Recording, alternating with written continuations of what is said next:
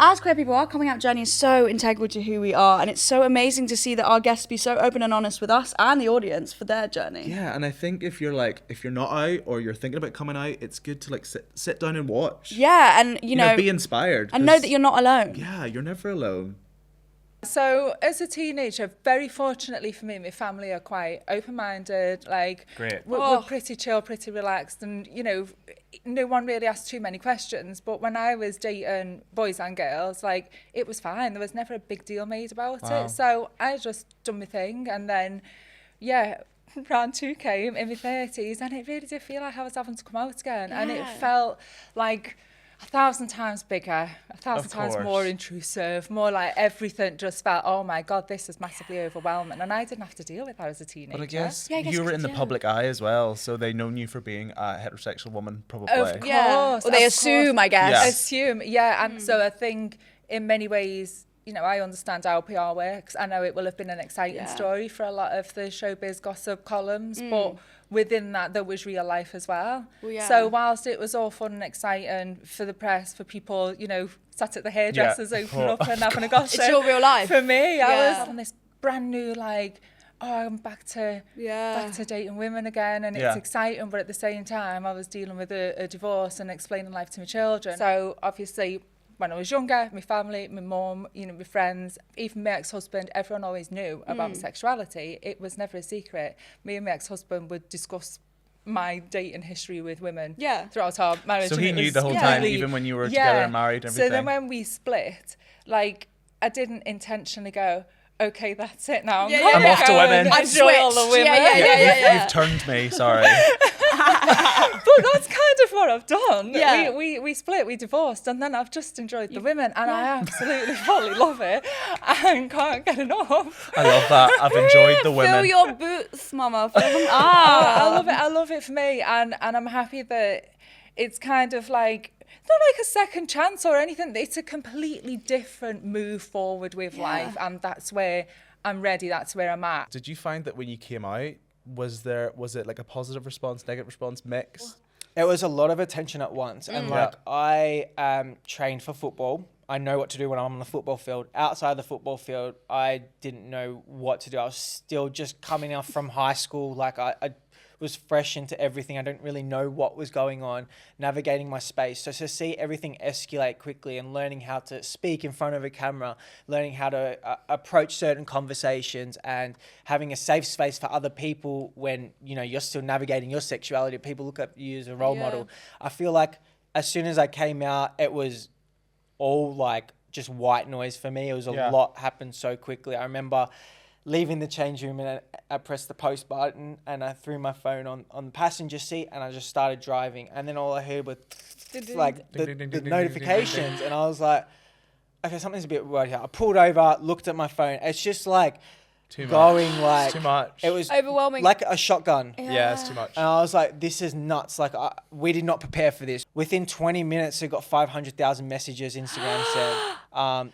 I've never seen anything like that statue of it. And like, I haven't gone back to those messages these days. Like, there's so many messages there that I have conversations with people, and they said, I messaged you. I'm like, are you joking me? I would love to say, like, what did you say?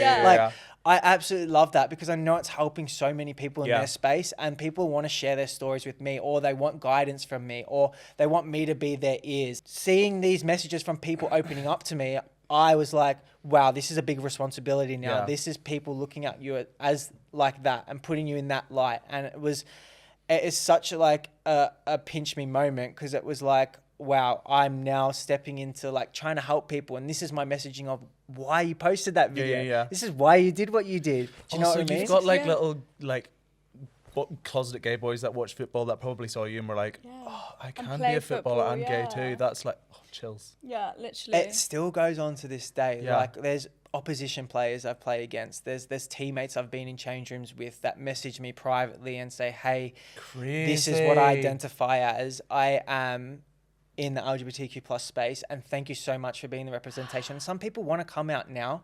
Some people want to come out in next week, or in a month's time, in 5 years. Some people don't want to come out at all. The thing is, football is huge in countries where LGBTQ plus representation doesn't exist and is put in prison and almost death penalties as well. Yeah. Not even almost, it is death penalties.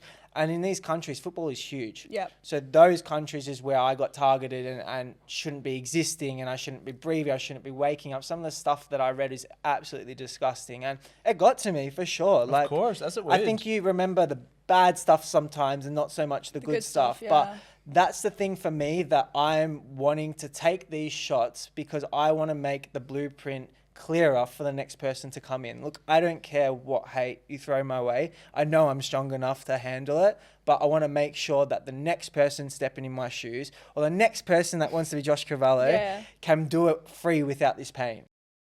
What was the turning point then? Like whenever you were like, okay, I'm ready to like come out. I'm ready to do this so publicly. What was the like the Catalyst. driving? Yeah, what was the catalyst? I think that, you know, in my footballing career, I spend most of your time with your teammates. Like you spend more time with them than your family. So you're literally with them all for full days. Yeah. So they become your brothers. They become, you know, like family. And having to constantly have like a mask on and lie, and it could be just little chats like tiring. this, talking about how I went to the movies with a girl, or just making up. I guess that lad chat as well. You're like, oh, I shagged this girl last night. You know, locker room banter. Locker room banter. Yeah. And that's something for me that just dug away from me. And it got to a point where like I'm having a drink break in between like a football match, and I'm worried about getting asked questions and performing on the football field or scoring a goal. And like that is not where your priorities is. No. I need to perform at the best I can. To be a professional footballer, you need to perform at the highest level, and it's an elite sport, so it's not easy to get where you get into.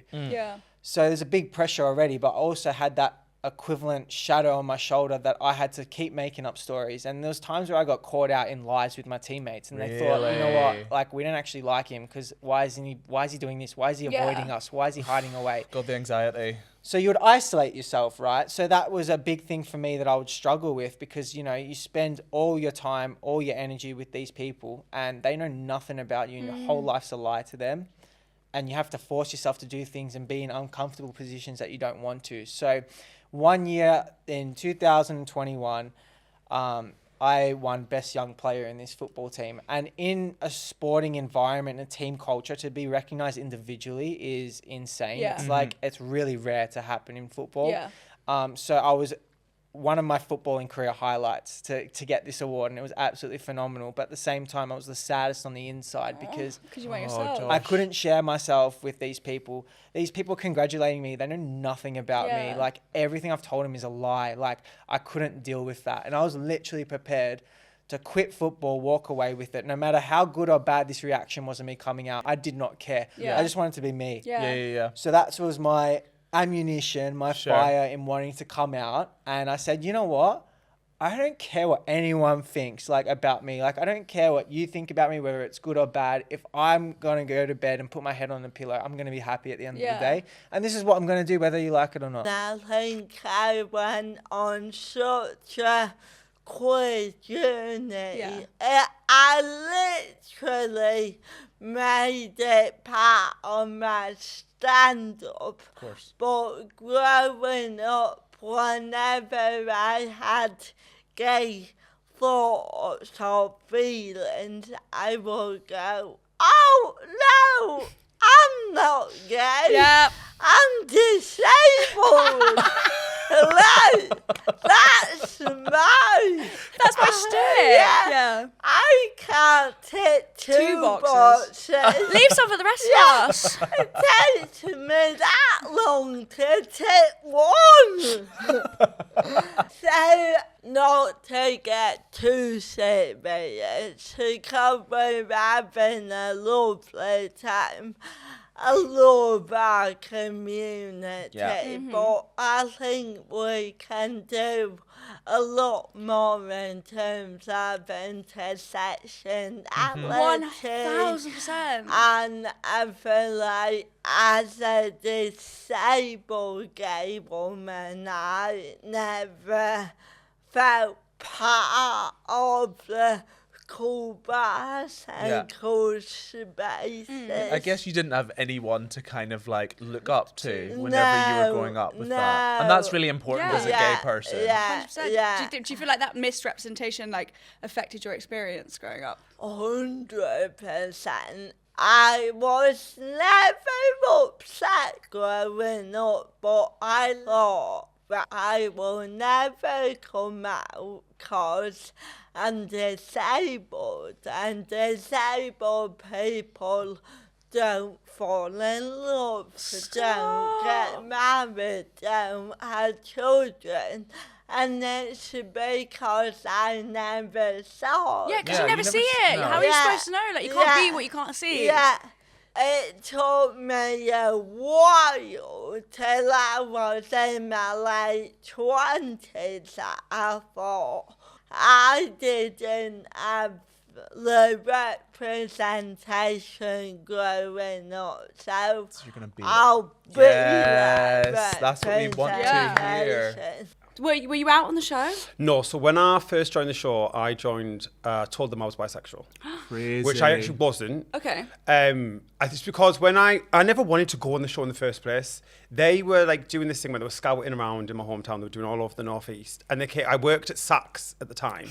I worked on the reception, did nothing, got paid a lot of money for doing nothing. Do you have a little head mic? Oh no, right, no. Well, it was like a little headphone thing. Didn't use that. Was never Yeah, plugged fair, in. love. Never answered the phones. Didn't take any bookings. And they that's came in and amazing. asked if they could put posters and stuff in for Geordie Shore, and I was like, our clientele.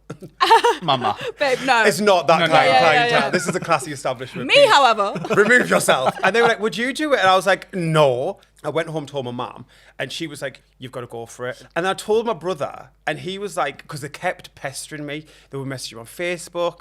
And my brother was like, you will never get on that show because it's so heterosexual. Yeah. And he was like, you're also black. He was like, you can't be, there was no person that like people of colour on the show. She was like, you need to pick a struggle. Yeah, He's yeah. like, Pick a you can't be struggle. black and gay and go on there. And I was like, well, I can't change race. So Yeah. what can I do about that? And then I told them I was bisexual, got on the show, and then literally from there, tried to stick it out.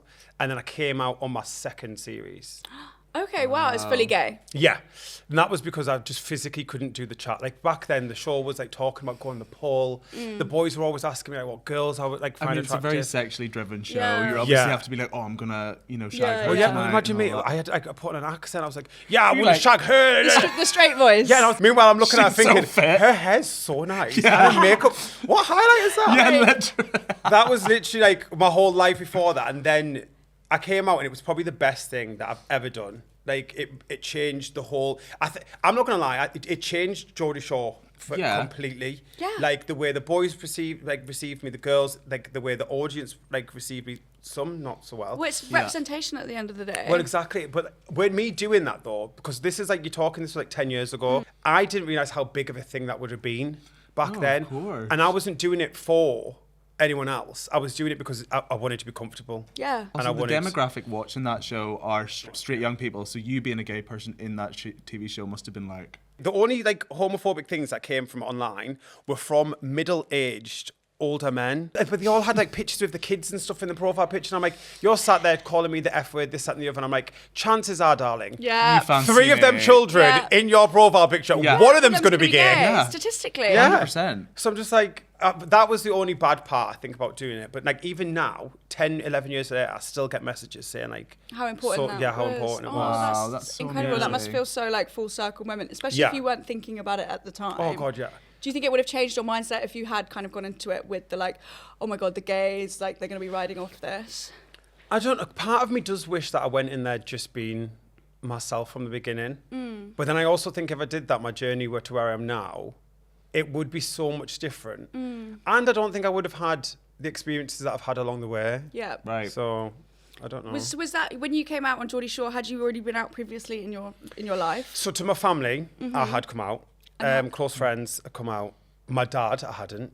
Okay. So, So yeah, that was so- his first time well, seeing it. Wait, so he saw you come out on TV? No, That's no. when he So found when I out. went in the show, he still hadn't seen it because I knew he didn't have Sky or anything Yeah, like that. So I was fair, like, fair. And then I told him, I think not long after, he was the one, he tricked me into coming out because he went on holiday with my little brother and my uncle was there. Everyone in my mum's side of the family knew.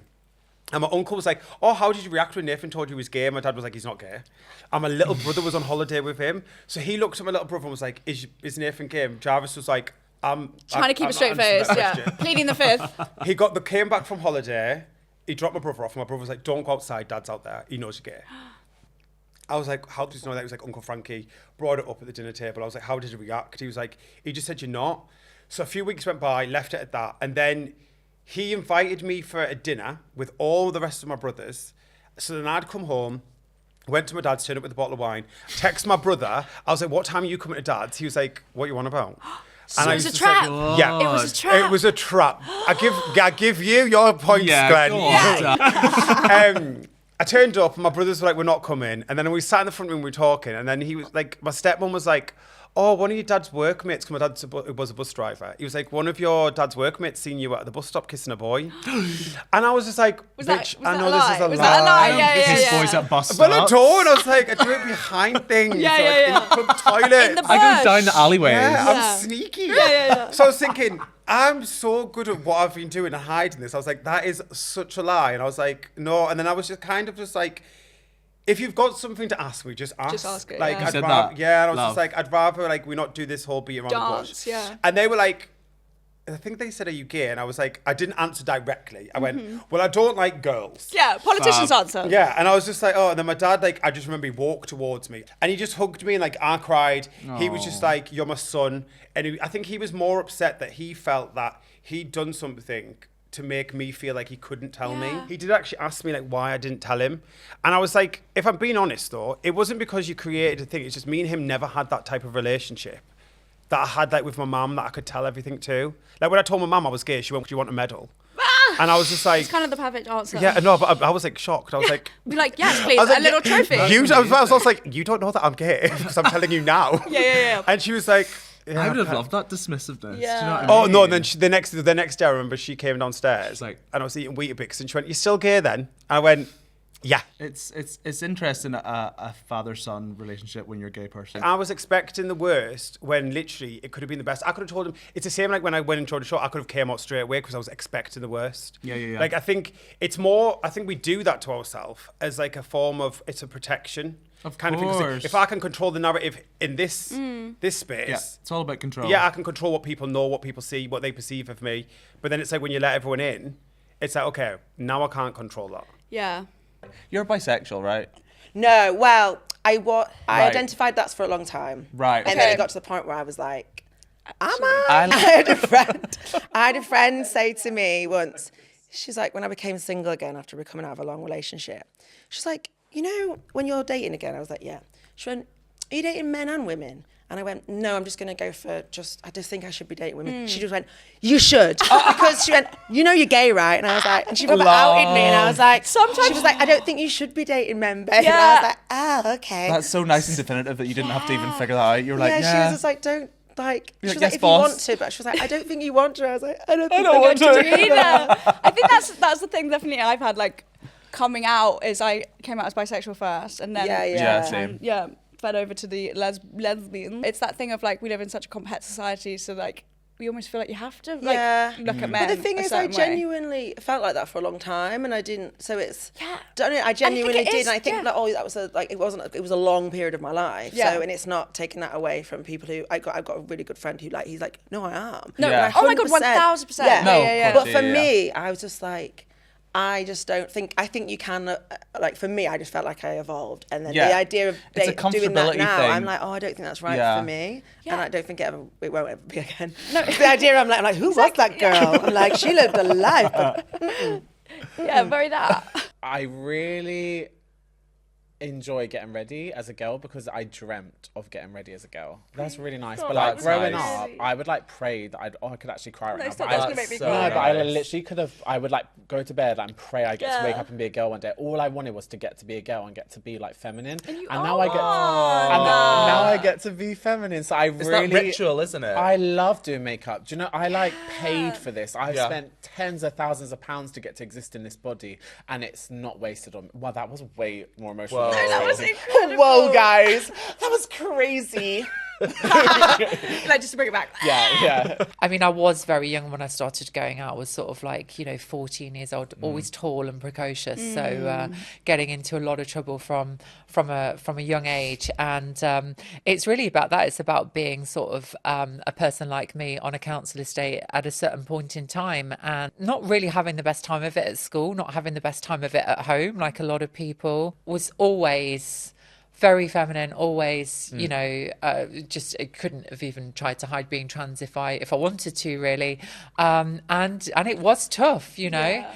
And then I think when puberty came around, I just sort of rebelled, you know, and was like, I'm having a horrible time, so stuff it. I'm just going to do whatever the hell I want. When you know? went to prison, were you already out as trans, or was it like On figuring it out? Outside, yeah. So I was kind of like 50 fit. Like, it wasn't like I woke up one day and it's like, I'm going to be a girl. I was very androgynous, I think, doing my hair and everything. And I always spoke very feminine, and my manner and all of it, you know.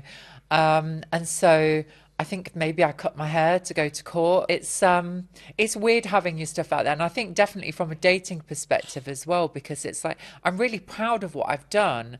But if I meet guys on apps now and they say, oh, what do you do? And I say, well, I'm a writer. And they go, oh, anything that I would have seen. And it's like, do you tell them that? Maybe we'll do a few dates first, because essentially if I show you what I've written, bearing it all. I'm also telling you that I went to Young Offenders Yeah. Institute. I'm telling you that I did sex work. I'm telling you that I'm trans. Not stuff you would all put in your Tinder bio. Well, I do actually tell guys that I'm trans pretty early on, but the rest of it, it's like, it would be nice to be able to have the chance to sort of like drip feed that information to people and sort of like, you know, suss them out. Is there somebody that I can trust, kind of thing? So oftentimes I meet guys and they do know who I am, you know, which is, you don't have to go through all of that conversation, and it's either, you know, they're on board or they're not, kind of thing. So like, obviously you are a drag icon.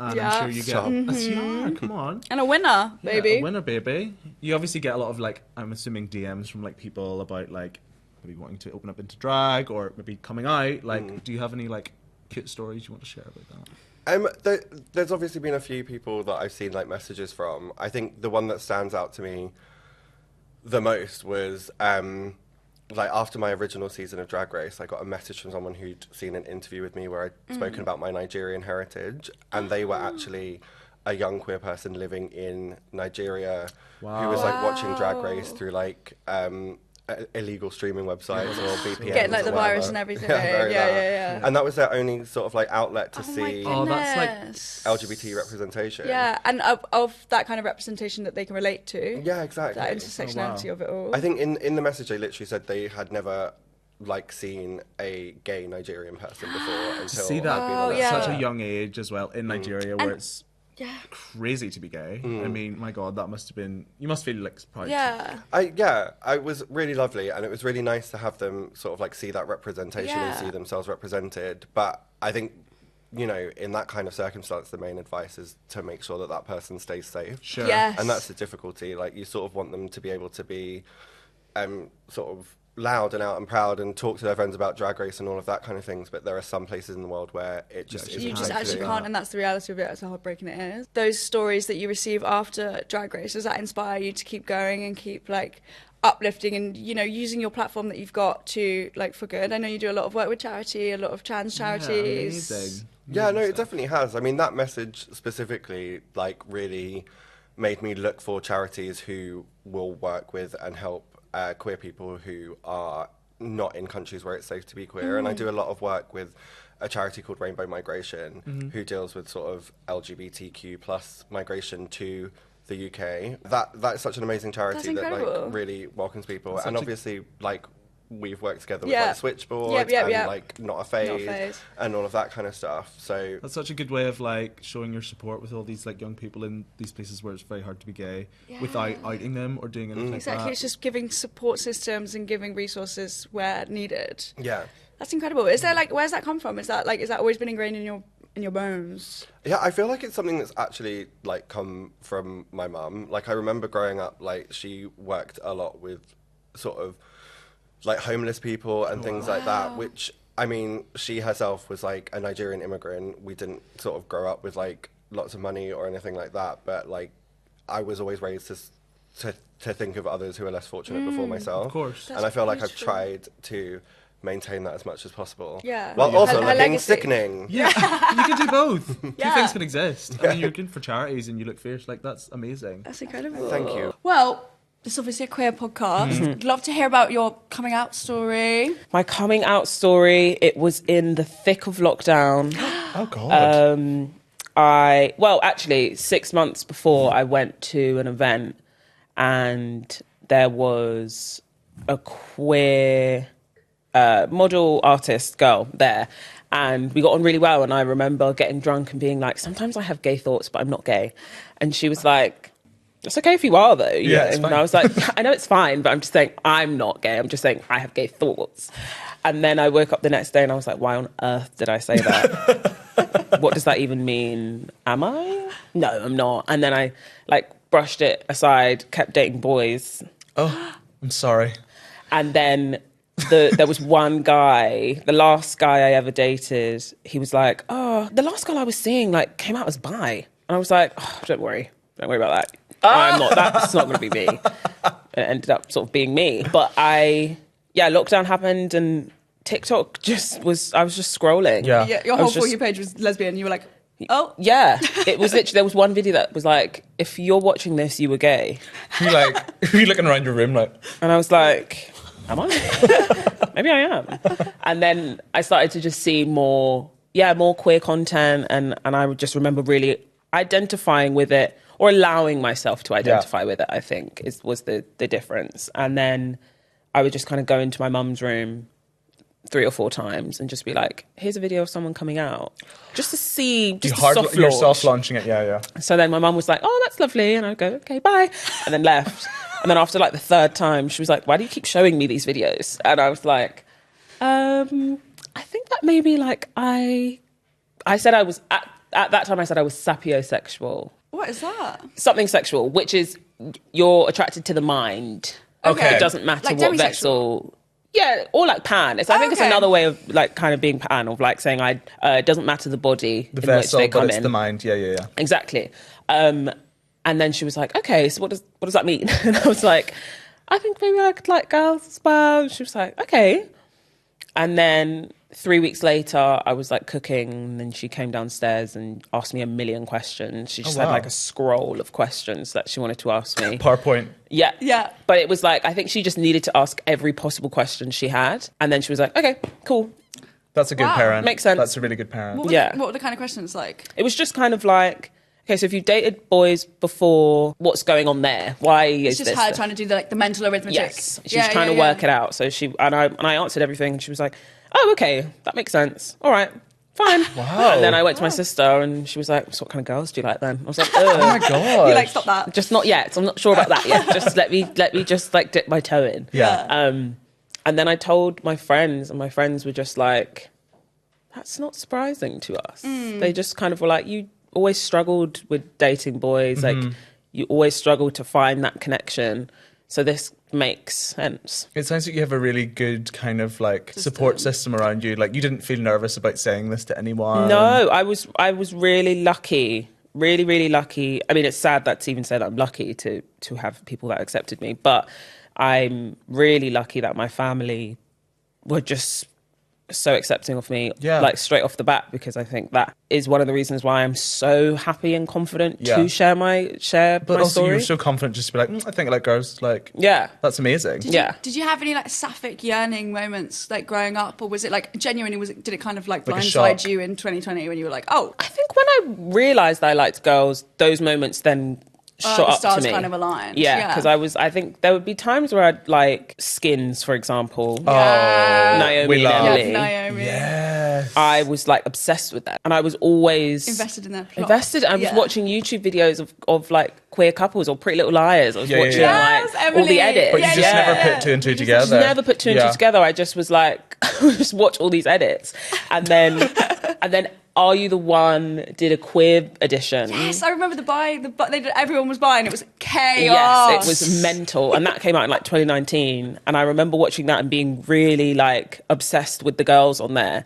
And then I was like, how did I not realise this? But it just wasn't at the forefront of my mind. And I was so boy crazy because I think that was just what I thought we all had to be. Overcompensating maybe. Exactly. I feel like I had such a similar experience. Yeah, so then it wasn't till lockdown where all I had to do was think. I had so much time to myself. I was forced to face how I truly felt about dating boys and realise I don't enjoy it. And And that's when I kind of started to move away from that. Yeah. Wow.